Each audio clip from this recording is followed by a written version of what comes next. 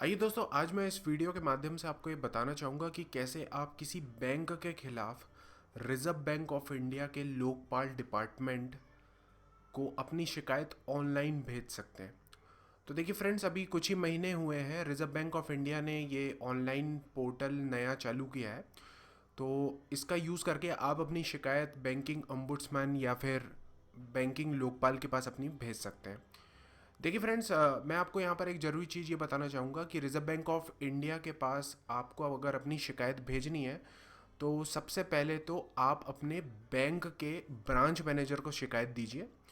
और अगर वो आपकी हेल्प नहीं करता है, कोई मदद नहीं कर पाता है, तो उस केस में आप फिर अपने बैंक के स्टेट लेवल के नोडल ऑफिसर या फिर रीजनल लेवल ऑफिसर या फिर जोनल ऑफिसर को अपनी कंप्लेंट दीजिए। अगर वो भी आपकी शिकायत दूर नहीं कर पाते हैं तो फिर आप reserve bank of India Lokpal के पास अपनी शिकायत भेजिए। ऐसा नहीं करना है आपको कि आज आपको बैंक से कुछ समस्या हुई और आपने पहली स्टेप में ही लोकपाल के पास अपनी कंप्लेंट भेज दी। ऐसा नहीं करना है। पहले ब्रांच मैनेजर को देना है, उसके बाद अपने नोडल ऑफिसर या फिर रीजनल ऑफिसर या फिर जोनल ऑफिसर को देना है अपने बैंक की शिकायत आपके स्टेट के, और उसके बाद लोकपाल के पास आना है। तो इस वीडियो का डिस्क्रिप्शन चेक कीजिए। सब डिटेल्स बैंक से रिलेटेड, जिस भी बैंक का नाम इस वीडियो के टाइटल में देख रहे हैं उससे रिलेटेड सब डिटेल इस वीडियो के डिस्क्रिप्शन पे दी है। तो देखिए, इस पेज पे लैंड हो जाइए। यहाँ पर इस पेज की भी लिंक मैंने दे दिया है इस वीडियो के डिस्क्रिप्शन पे। यहाँ पर देखिए फाइल अ कंप्लेंट लिखा है, तो इस पर क्लिक कीजिए। एक नया टैब ओपन होगा जिसमें ये पूरा कंप्लेंट फॉर्म लोड होगा।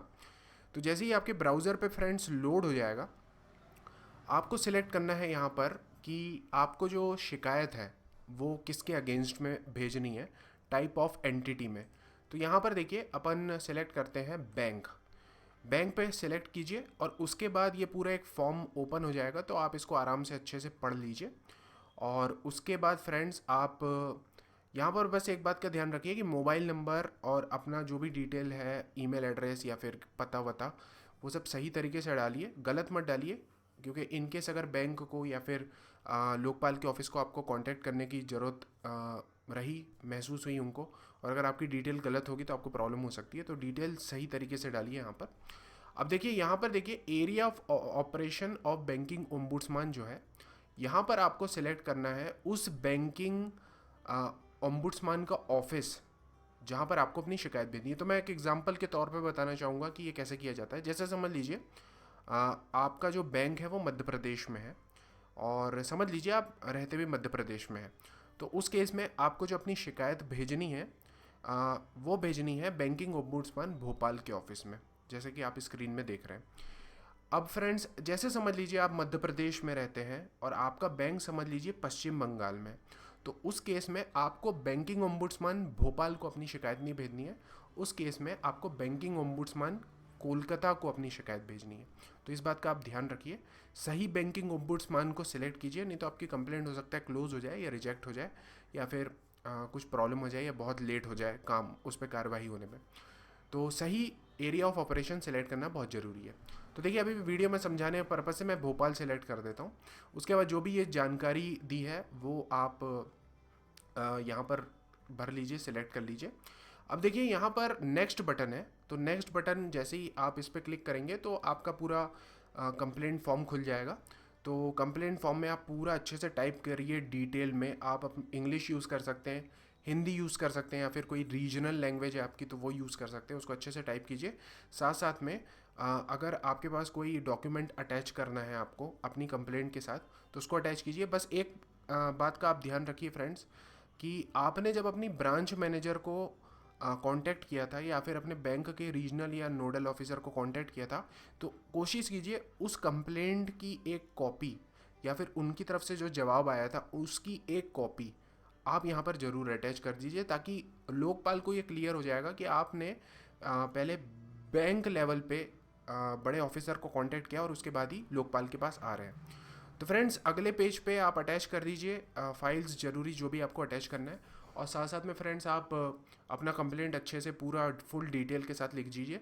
और जैसे ही आप अपनी कंप्लेंट को सबमिट करेंगे तो फ्रेंड्स आपको एक ट्रैकिंग नंबर प्रोवाइड कर दिया जाएगा। तो ट्रैकिंग नंबर या फिर रजिस्ट्रेशन नंबर जो रहता है फ्रेंड्स, वो आपका रहता है जिससे आप अपनी कंप्लेंट का स्टेटस चेक कर सकते हैं। तो मैं आपको दिखाता हूँ कि वो कैसे किया जाता है। तो देखिए फ्रेंड्स, यहाँ पर वापस उसी पेज पे आ जाते हैं। यहाँ पर दिखा है ट्रैक योर कंप्लेंट। तो इस पर आप जैसे ही क्लिक करेंगे फ्रेंड्स, तो एक और पेज न्यू टैब में ओपन होगा। यहाँ पर आपको जो कंप्लेंट रजिस्टर करने के बाद जो ट्रैकिंग नंबर या फिर कंप्लेंट रजिस्ट्रेशन नंबर मिला था उसको यहाँ पर एंटर करना है। तो देखिए, कंप्लेंट नंबर एंटर कीजिए, कैप्चा भरिए और सबमिट बटन पे क्लिक कीजिए। आपको लेटेस्ट स्टेटस मिल जाएगा कि आपकी कंप्लेंट पे काम हो रहा है कि नहीं हो रहा, या फिर आपकी कंप्लेंट का क्या प्रेजेंट स्टेटस है। एक और चीज़ मैं आपको जो ज़रूरी चीज़ ये बताना चाहूँगा फ्रेंड्स, वो ये है कि reserve bank of India ombudsman के पास आप जब अपनी शिकायत भेजते हैं तो उस केस में फ्रेंड्स आप बहुत हाई चांसेस है आपकी शिकायत को कम्प्लीटली दूर कर दिया जाता है।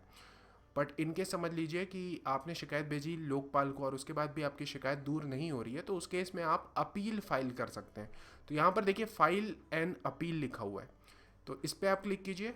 उसी प्रकार का एक फॉर्म लोड होगा जहाँ पर आपको अपनी पहली कंप्लेंट, मतलब जो आपको कंप्लेंट रजिस्ट्रेशन नंबर मिला था और जिस पे आपको अब अपील फाइल करनी है, उसको आपको यहाँ पर डालना है। तो यहाँ पर कंप्लेंट नंबर डालिए और कैप्चा भरिए, सबमिट बटन पे क्लिक कीजिए। आप अगले पेज पे अपील फाइल कर सकेंगे। तो देखिए फ्रेंड्स, मैंने आपको बता दिया है कि कैसे आप अपनी कंप्लेंट रजिस्टर कर सकते हैं, साथ साथ में कंप्लेंट को ट्रैक कर सकते हैं, और साथ साथ में अगर लोकपाल आपकी मदद नहीं करता है तो उस केस में आप रिजर्व बैंक के अपीलेट ऑफिसर को कैसे अपील दे सकते हैं अपनी। और बाकी और भी जानकारी इस पेज पे पूरी दी हुई है, तो आप इस पेज पे आके अच्छे से पढ़ लीजिए, समझ लीजिए। और फ्रेंड्स, मैं आशा करता हूँ वीडियो आपको पसंद आया होगा। अगर हाँ तो लाइक कीजिए, शेयर कीजिए, सब्सक्राइब कीजिए। Thanks for watching.